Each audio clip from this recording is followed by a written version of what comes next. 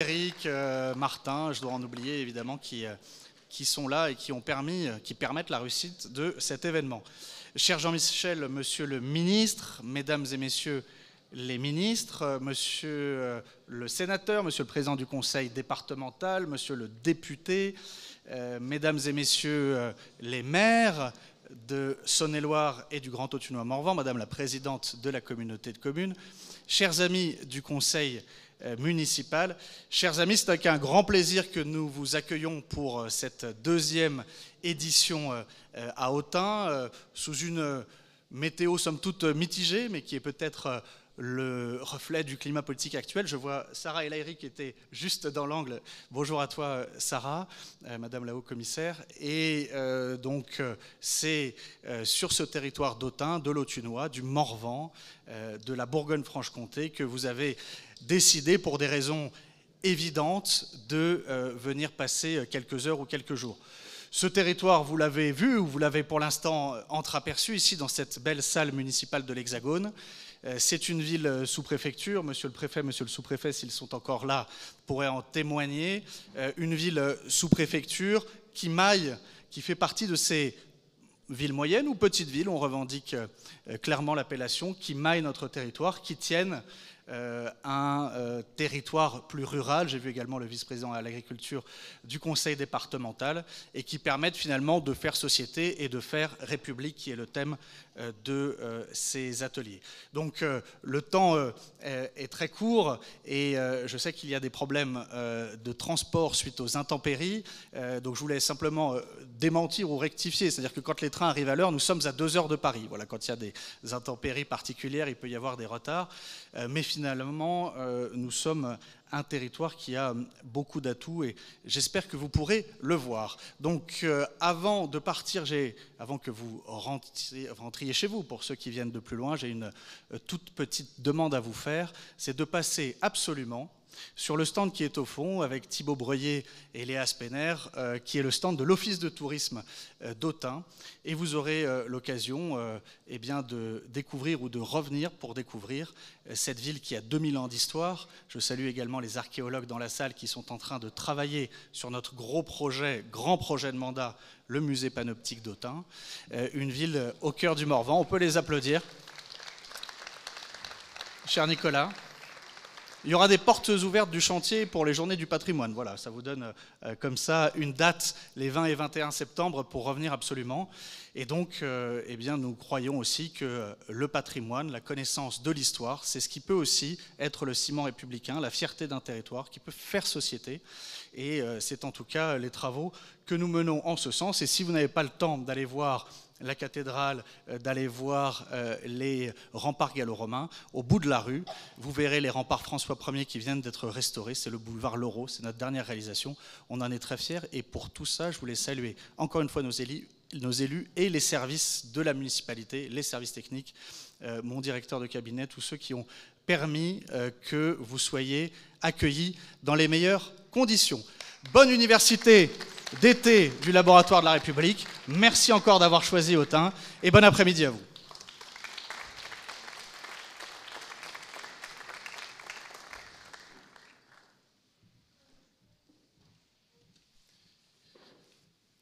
Bien, rebonjour à toutes et à tous. C'est le moment de l'ouverture réelle, et je voudrais commencer par vous remercier, monsieur le maire, cher Vincent, pour cet accueil, et pour le fait d'être aujourd'hui à Autun. On demande à chaque fois pourquoi Autun, et je voudrais répondre par le titre de l'université d'été, que vous connaissez tous par cœur, le titre, qui est « Quel idéal de société pour la République sur tout le territoire au XXIe siècle ». Évidemment, sur chaque mot compte. Un idéal de société d'abord, puisqu'il n'est pas normal aujourd'hui que ce soit surtout du côté des extrêmes qu'on fixe des idées de long terme, qu'on projette un idéal de société que nous rejetons, mais qui existe et qui fait que des gens adhèrent, et que les autres, c'est-à-dire nous-mêmes, soyons cantonnés au court-termisme. Et malheureusement, la situation actuelle l'illustre plus que jamais, alors même que la République, oui, en effet, reste profondément un idéal de société. Si on lui donne un sens, ça n'est pas un mot creux, c'est un mot qui, au contraire, est la réponse aux problèmes que nous avons. Et je ne vais pas les mentionner, c'est au cours des 2 jours que nous avons que nous allons justement conjuguer cette question. Et je crois que la qualité de ce que nous venons entendre dans le débat entre Jérôme Guedj et Bruno Retailleau nous dit justement ce que c'est que la République, quand la République est le débat, ce qui permet des ressemblances, le grand socle républicain, mais aussi des différences, eh bien, le grand débat démocratique, République et démocratie, ça va ensemble et ça se complète. C'est ce que nous allons démontrer, je l'espère, tout au long de ces heures.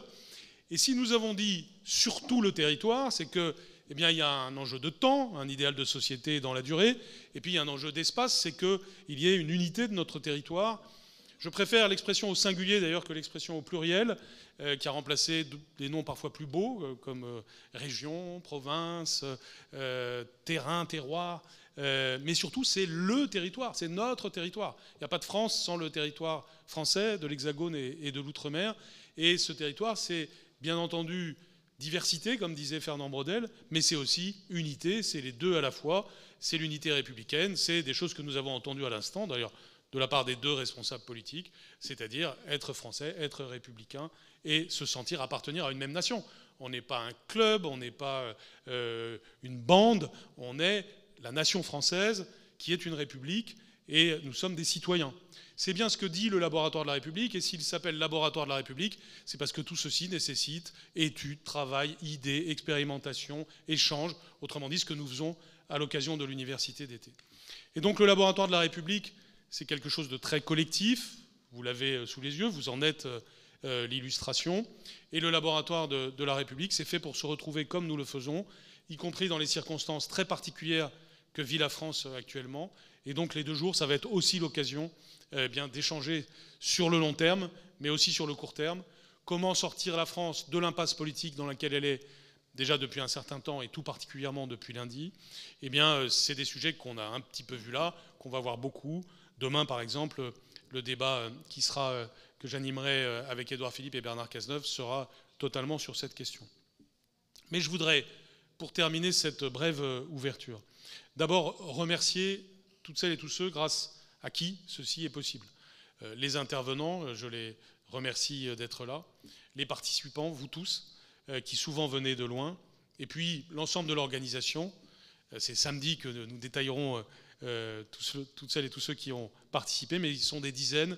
Les bénévoles à Autun, merci Erevan, merci Sophie, merci tous ceux qui ont permis depuis des mois de préparer ce que vous avez aujourd'hui.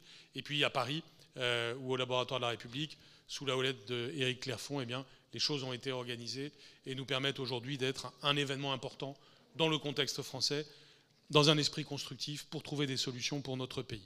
C'est donc pas rien ce qui se joue au cours de ces 2 journées. Il va y avoir des choses attendues, des travaux préparés, puis des choses inattendues, tout ce que nous allons nous dire pendant les débats et je dirais même au-delà des débats, pour que des solutions émergent pour notre pays, puisque nous sommes des femmes et des hommes de paix, nous sommes des femmes et des hommes de conviction, et nous sommes des femmes et des hommes de solutions. Et c'est le Laboratoire de la République qui doit expliciter cela. Dans un instant, nous allons entamer les débats et les travaux autour du premier des enjeux, celui que, en vertu même du thème choisi, nous considérons comme la première des questions, c'est-à-dire la revitalisation du territoire français. Le fait que nous ayons accepté, nous en France, mais aussi malheureusement dans bien des pays, y compris les États-Unis, comme nous en voyons aujourd'hui la traduction politique, que le territoire concentre ses richesses et son énergie sur une dizaine de métropoles, tandis que le reste du pays peut avoir le sentiment d'être laissé pour compte, ou en tout cas à la périphérie de ce qui se joue, non seulement en termes de richesse matérielle, mais même en termes de déroulement de l'histoire, de participation à l'histoire collective. Et donc ce sentiment de ne plus vraiment faire République parce que le territoire s'est desséché, alors que la France est d'abord et avant tout riche de son territoire et du peuple qui est sur ce territoire, ce sentiment totalement étonnant de s'être en quelque sorte appauvris nous-mêmes alors que notre richesse, elle est là, elle est dans une ville comme Autun, si belle, si riche d'histoire, si significative de la France. Nous sommes dans l'une des plus vieilles villes de France. Nous sommes dans une des plus belles villes de France, au passé romain, au passé gaulois et au passé des siècles français. C'est ici que Napoléon a étudié adolescent, au lycée militaire non loin. C'est ici que Talleyrand, qui ne fait pas forcément l'unanimité, mais a été évêque. C'est ici que sont passés bien des personnalités et bien des événements. Cette richesse de la France, cette richesse historique et géographique de la France, nous devons nous y ressourcer pour travailler à ce que doit être la France dans le futur. Et cet après-midi, nous allons le voir et le sentir.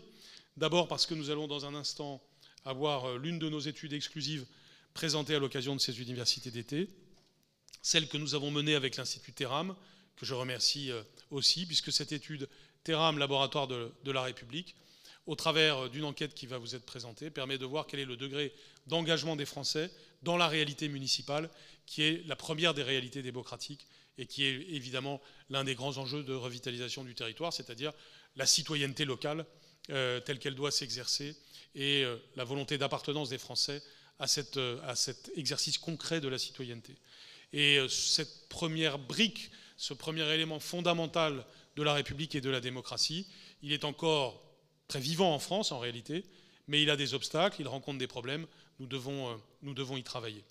Et puis, sans vous dérouler tout le programme, vous le savez, nous aurons une série d'interventions. Je viens d'apprendre que Clément Beaune, qui devait parler de la dimension planificatrice, ne pourra pas être là à cause des problèmes de transport que nous avons eus, mais tous les autres intervenants prévus seront bien là, et j'aurai le plaisir, en fin d'après-midi, avec François Baroin, de faire, non pas un débat, mais un duo, hein, nous l'avons conçu comme tel avec François, vous connaissez sans doute le lien qui est le nôtre, précisément pour avoir ensemble, cette fois-ci, en assumant toutes les convergences et aucune divergence, une vision pour le territoire, et ce qui signifie revitaliser la notion d'aménagement du territoire, qui s'est un peu perdue, et voir quel sens nous donnons à la notion de décentralisation, qui a peut-être aussi été, non pas perdue, celle-là, mais perdue dans son sens.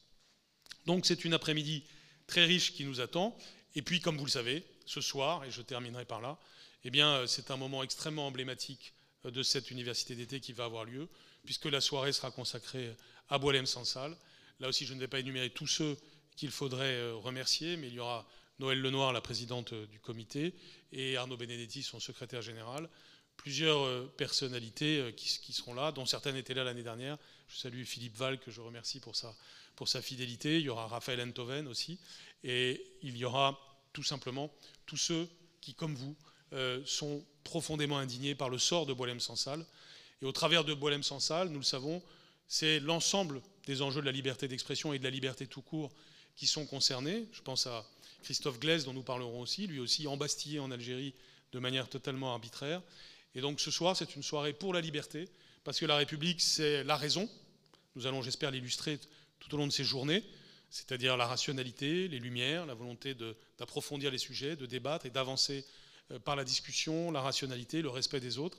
C'est d'abord ça, la République. Mais la République, c'est aussi l'émotion.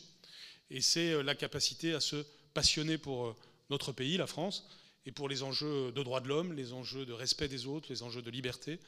Et donc, parfois, nous pouvons peut-être avoir le tort d'être uniquement sur l'un des deux hémisphères, mais la vitalité de la République et de la démocratie, ce sera la raison et la passion. Donc, je vous souhaite 2 journées de pleine raison et de pleine passion pour cette université d'été du Laboratoire de la République que nous déclarons pleinement ouverte, même si vous avez vu qu'elle est déjà bien ouverte. Merci beaucoup.